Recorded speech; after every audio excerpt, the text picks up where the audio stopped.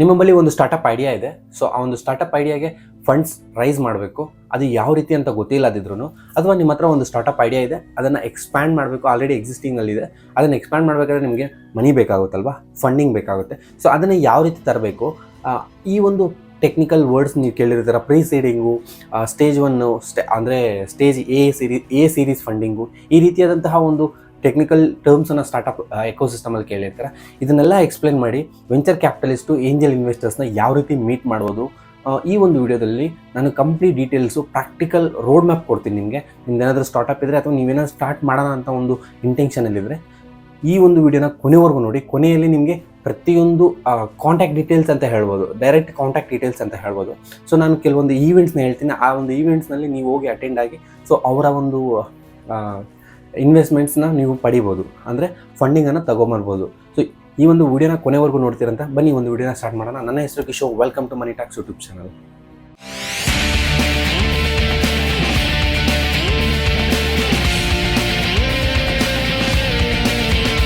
ಮೊದಲಿಗೆ ನಾವು angel investor ಮತ್ತು ವೆಂಚರ್ ಕ್ಯಾಪಿಟಲಿಸ್ಟ್ ಯಾರಪ್ಪ ಇವರು ಅಂತ ತಿಳ್ಕೊಂಬಿಡೋಣ. ವೆಂಚರ್ ಕ್ಯಾಪಿಟಲಿಸ್ಟ್ ಅಂತಂದರೆ ಒಬ್ಬ ಗ್ರೂಪ್ ಆಫ್ ಪೀಪಲ್ಸು ಒಂದು ಕಡೆ ಸೇರಿಕೊಂಡು ಒಂದು ಅಮೌಂಟ್ನ ಪೂಲ್ ಮಾಡ್ತಾರೆ. ಈಗ ಫಾರ್ ಎಕ್ಸಾಂಪಲ್ ನಾನು ನನ್ನ ಫ್ರೆಂಡ್ಸು ಒಂದು ವೆಂಚರ್ ಕ್ಯಾಪಿಟಲಿಸ್ಟ್ ಫರ್ಮ್ನ ಸ್ಟಾರ್ಟ್ ಮಾಡ್ತೀವಿ. ಸೊ ಒಬ್ಬೊಬ್ಬರು 50 ಲ್ಯಾಕ್ಸ್ ಇನ್ವೆಸ್ಟ್ಮೆಂಟ್ ಮಾಡ್ತೀವಿ ಆ ಒಂದು ವೆಂಚರ್ ಕ್ಯಾಪಿಟಲಿಸ್ಟಲ್ಲಿ.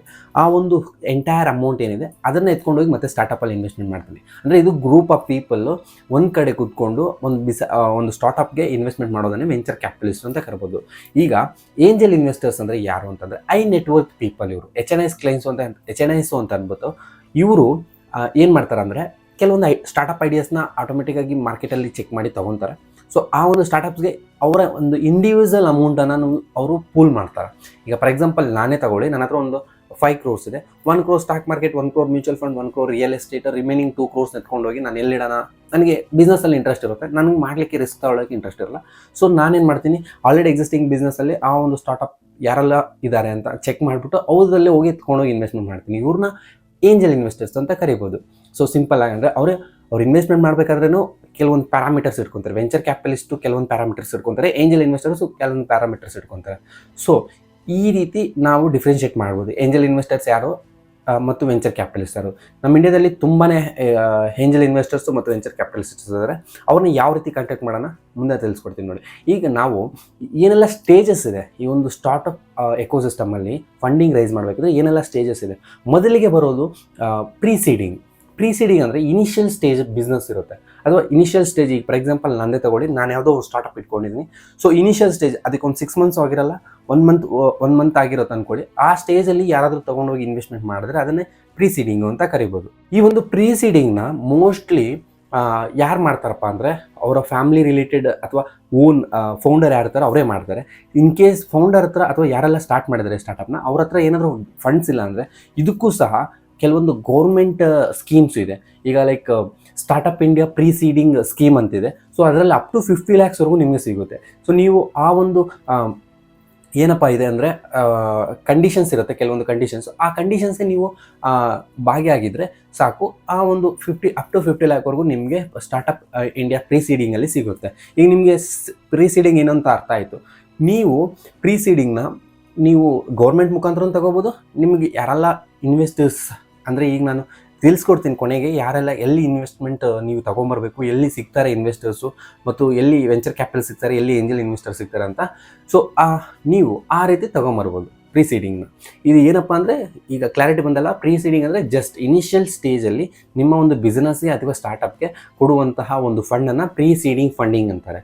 ಸೊ ನಾನು ಒಂದು ಗೌರ್ಮೆಂಟ್ ರಿಲೇಟೆಡ್ ಒಂದು ಹೇಳಿದೆ. ಸೊ ಇದರಲ್ಲಿ ನಿಮಗೆ ಅಪ್ ಟು 50 lakhವರೆಗೂ ಸಿಗುತ್ತೆ. ಸೊ ನೀವು ಯುಟಿಲೈಸ್ ಮಾಡ್ಕೋಬೋದು.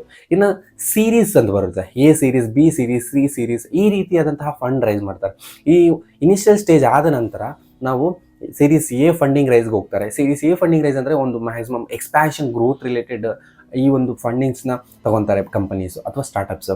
ಸೊ ಇದು ಫಂಡಿಂಗ್ಸ್ ರಿಲೇಟೆಡ್ ಆದಂತಹ ಟೈಪ್ಸ್ ಆಫ್ ಫಂಡಿಂಗ್ ಅಂತ ಹೇಳ್ಬೋದು. ಹಂಗೆ ಬರ್ತಾ A-B-C ಆರೇಂಜ್ವರೆಗೂ ಬರುತ್ತೆ.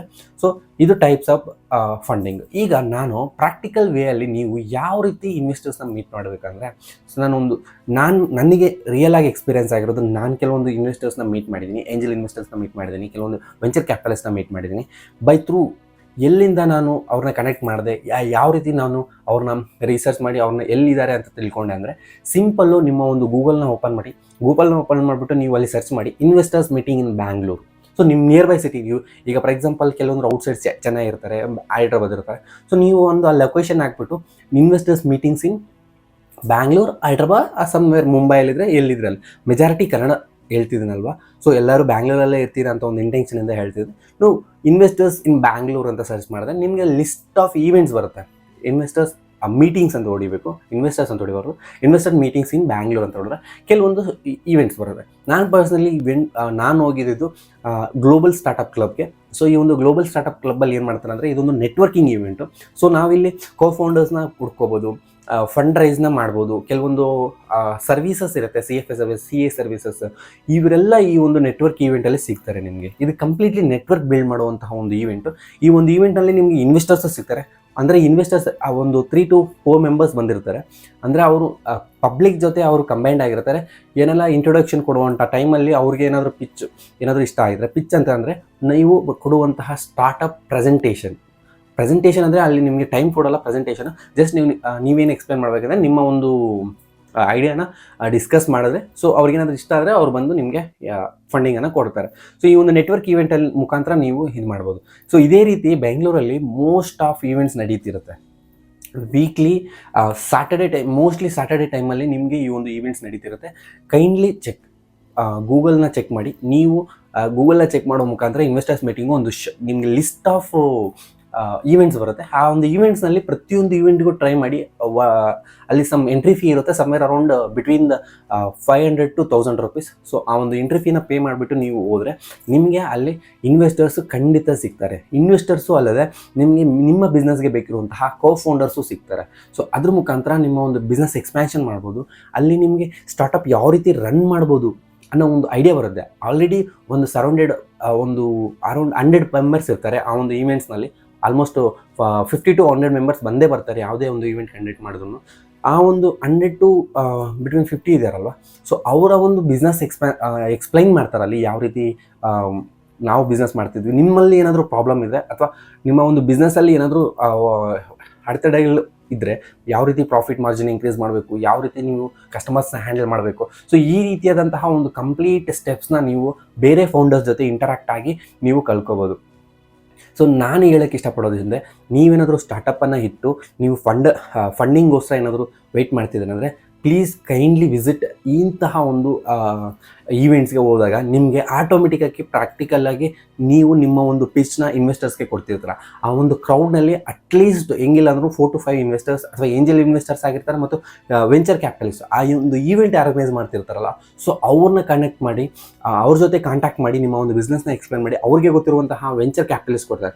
ನಾನು ಹೇಳ್ತಿರೋದು ಈ ಒಂದು ಈವೆಂಟ್ಸ್ನಲ್ಲಿ ನಿಮಗೆ ಏಂಜಲ್ ಇನ್ವೆಸ್ಟರ್ ಸಿಗಲಿಕ್ಕೆ ತುಂಬಾ ಸ್ಕೋಪ್ ಇದೆ. ವೆಂಚರ್ ಕ್ಯಾಪಿಟಲಿಸ್ಟ್ಗೆ ನೀವೇನಾದರೂ ಟ್ರೈ ಮಾಡಬೇಕು ಅಂದರೆ ಆ ಒಂದು ಈವೆಂಟ್ ಆರ್ಗನೈಸ್ ಮಾಡಿರ್ತಾರಲ್ಲ, ಸೊ ಅವ್ರ ಜೊತೆ ನೀವು ಕಮ್ಯುನಿಕೇಷನ್ನ ಬಿಲ್ಡ್ ಮಾಡಿ. ಸೊ ಕಮ್ಯುನಿಕೇಷನ್ನ ಬಿಲ್ಡ್ ಮಾಡಿದ ತಕ್ಷಣ ನಿಮಗೆ ಅವರು ನಿಮ್ಮ ಐಡಿಯಾ ಏನಾದರೂ ಅವ್ರಿಗೆ ಎಕ್ಸ್ಪ್ಲೈನ್ ಮಾಡಿ. ಸೊ ಅವರು ನಿಮಗೆ ಒಂದು ವೆಂಚರ್ ಕ್ಯಾಪಿಟಲಿಸ್ಟ್ ಡೀಟೇಲ್ಸನ್ನು ಕೊಡ್ತಾರೆ. ಸೊ ಆ ಮುಖಾಂತರ ನೀವು ಈ ಒಂದು ನಿಮ್ಮ ಒಂದು ಸ್ಟಾರ್ಟಪ್ಗೆ ಫಂಡಿಂಗನ್ನು ತಗೋಬೋದು. ನನ್ನ ಒಂದು ಎಕ್ಸಾಂಪಲ್ಲು, ನನಗೆ ಅಟ್ ಪ್ರೆಸೆಂಟ್ ನಾನು ಒಂದು ಆಗ್ರೋ ಸೆಕ್ಟರಲ್ಲಿ ಇಂಟರ್ನ್ಶಿಪ್ಪನ್ನು ಹುಡುಕ್ತಿದೆ. ಸೊ ನನಗೆ ಆಗ್ರೋ ಸೆಕ್ಟರಲ್ಲಿ ಯಾವುದೋ ಒಂದು ವರ್ಕ್ ಮಾಡಬೇಕು, ಒಂದು ಸ್ಟಾರ್ಟಪ್ಪಲ್ಲಿ ವರ್ಕ್ ಮಾಡಬೇಕು ಅಂತ ಹೇಳ್ಬಿಟ್ಟು ನನಗೆ ಒಂದು ಇಚ್ಛೆ ಇತ್ತು. ಸೊ ನಾನೇನು ಮಾಡಿದೆ, ಒಂದು 2 ಅಟೆಂಪ್ಟ್ಸ್ ಮಾಡಿದೆ ಈ ಒಂದು ನೆಟ್ವರ್ಕ್ ಮೀಟಿಂಗನ್ನು 2 ಅಟೆಂಪ್ಟ್ಸ್ ಮಾಡಿದೆ. ಸೊ ಅಲ್ಲಿ ನಾನು ಕಪಲ್ ಆಫ್ ಮೆಂಬರ್ಸ್ನ ಮೀಟ್ ಮಾಡಿದೆ. ಒಂದು ಹೈದ್ರಾಬಾದಲ್ಲಿದ್ದಂತಹ ಒಂದು ಆಗ್ರೋಟೆಕ್ಕಲ್ಲಿ ಕಂಪನಿ ಆ ಒಂದು ಈವೆಂಟ್ ಆರ್ಗನೈಸರ್ ಫ್ರೆಂಡ್ ಆಗಿದೆ.